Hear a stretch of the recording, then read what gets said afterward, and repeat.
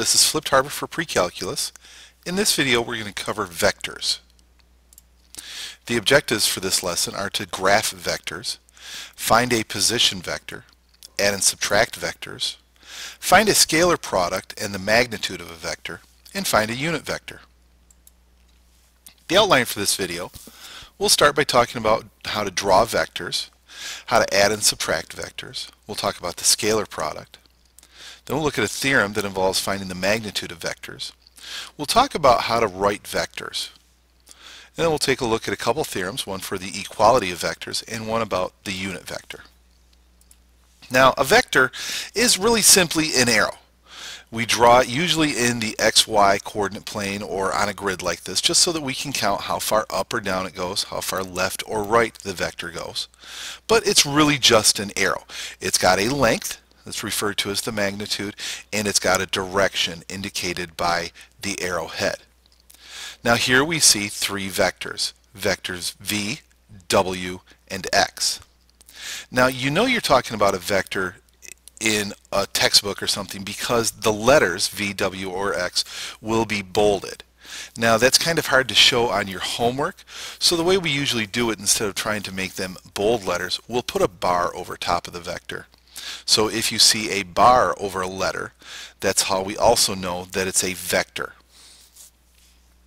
Now here we see on x what are referred to as the initial point of x, that's the end without the arrowhead, and then the terminal point of x, so that's the end with the arrowhead.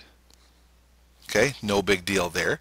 Now let's just look at the fact that x doesn't really change just because we moved it up the grid.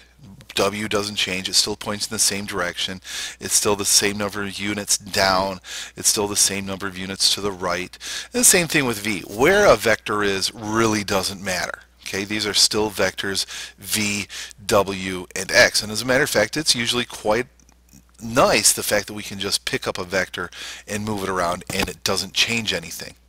So let's go ahead and change them one more time, just because it really doesn't matter where they are. So, hold on, wait a minute. So the way that they're oriented right now is actually kind of showing us something.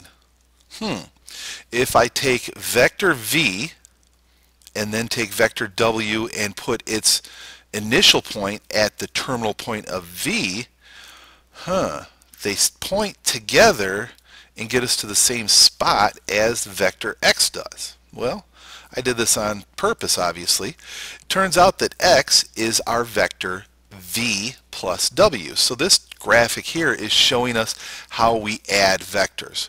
We take one vector, draw it out, and then at its terminal point is where we put the initial point for our next vector.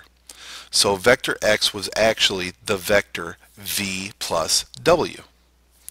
Now if we want to subtract vectors, we actually work with what's referred to as the opposite of a vector. It's got the exact same magnitude, that is the exact same length, but it points in the exact opposite direction.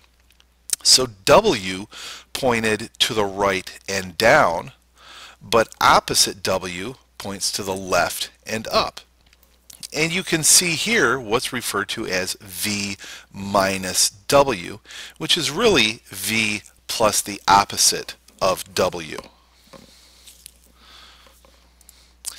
Now, adding and subtracting vectors behaves very, very similar to what we're expecting. It's commutative. That means that we can move them around. V plus w is equal to w plus v. It's associative, or really I think that should be called reassociative. We can associate the v and w, or we can associate the u and the w, the u and the v. There is an additive identity with vectors. There is such a thing as a zero vector. It would basically be a point. The initial and the terminal points are the same. It has a magnitude of 0. So v plus a 0 vector is equal to v. And then there's the additive inverse. If you add v and opposite v, they create the 0 vector. So this is not just 0, this is actually the 0 vector. I don't know if you can tell or not, but this is actually a bold. Okay, so now let's talk about the scalar product.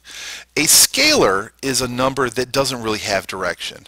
If you've taken physics, you're probably really used to the idea of scalars and vectors.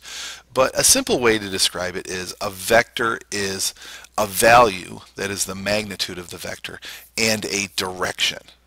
A scalar is just a plain old number. Okay, if it's not a vector, it's a scalar. How's that? So if we take a scalar times a vector, that's what we refer to as a scalar product. And you're going to find out how to do this. It's very, very easy.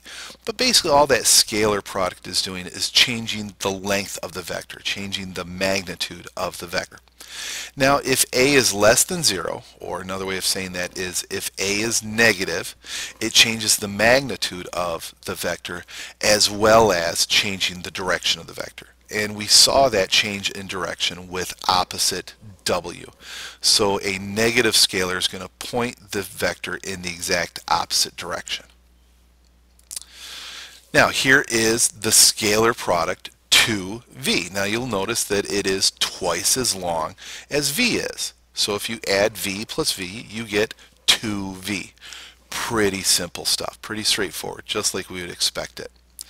If you slap a negative on there, it's the exact same length, it's just pointing in the exact opposite direction. So still double the length, but now it's pointing down and to the left instead of up and to the right.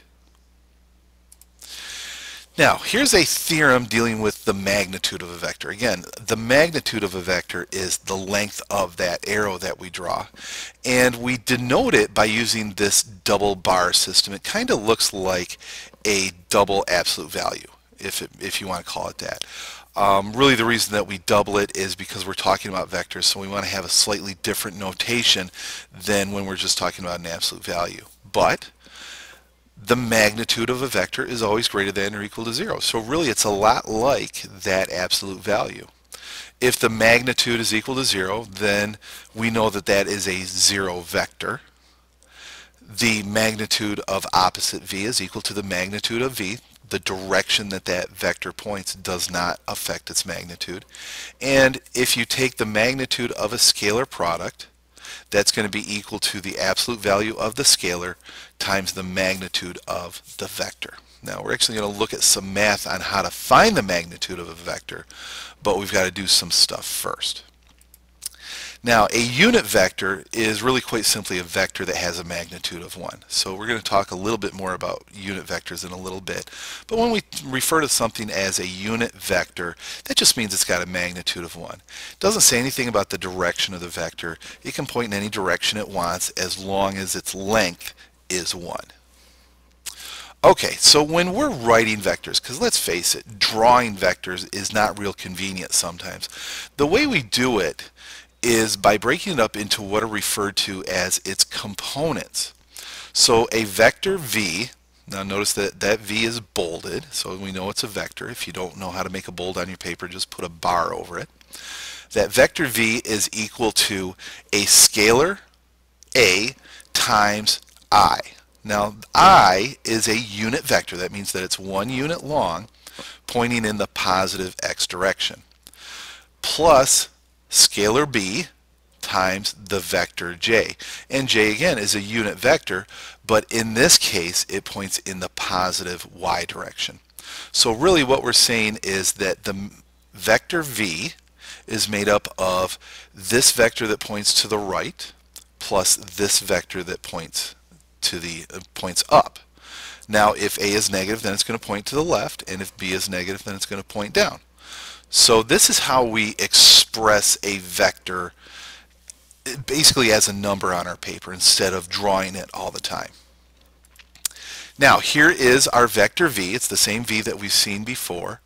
I've just drawn it in, and I've drawn its two components, 5i plus 6j. So these are referred to as the components of the vector v.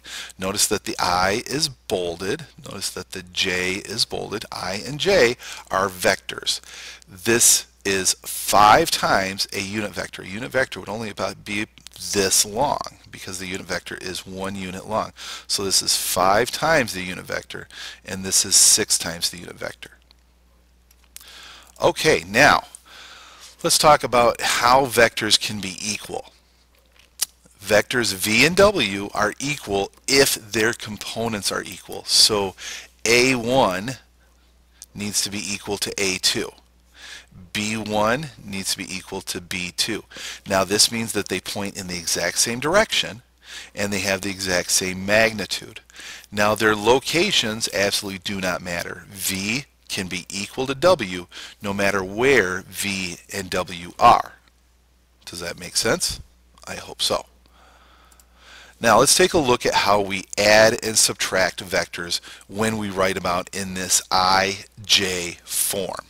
So we've got v is equal to a1i plus b1j, w is equal to a2i plus b2j. So if we want to add v and w, what we do is go ahead and add the two a values and add the two b values. Pretty straightforward. To subtract v and w, we subtract the two a values and subtract the two b values. If we do a scalar product, we just take that scalar a and multiply it in times each component. And now here's how we find the magnitude. So the magnitude is equal to the square root of the I vector scalar squared plus the j vector scalar squared. Now this should look familiar. What's this look like? Well, it looks like the Pythagorean theorem again. Here's our last idea for the video, a unit vector. Now what we're saying here is that sometimes we want to find a vector that is only 1 unit long that points in the same direction as v. Why do we want to find this? Let's save that for another day. But the unit vector u is equal to v divided by the magnitude of v. So what we're doing is we're taking a vector in ij form and we're going to divide it by the magnitude. So let's take a look at an example of this. We'll let v equal 3i minus 4j. Now I chose these numbers because they work out nicely. The magnitude of this vector is 5. Again, I just take the square root of 3 squared plus 4 squared. I get 5. So the magnitude is 5. And I go ahead and I split it up. So the unit vector u is 3/5 I minus 4/5 j. So this vector right here is 1 unit long. If you do the magnitude work, you'll find out that the magnitude is 1. But it points in the exact same direction as this vector v. Okay, and that's basically it for this section. Time for you to get to work. I'll see you in class and I will see you online.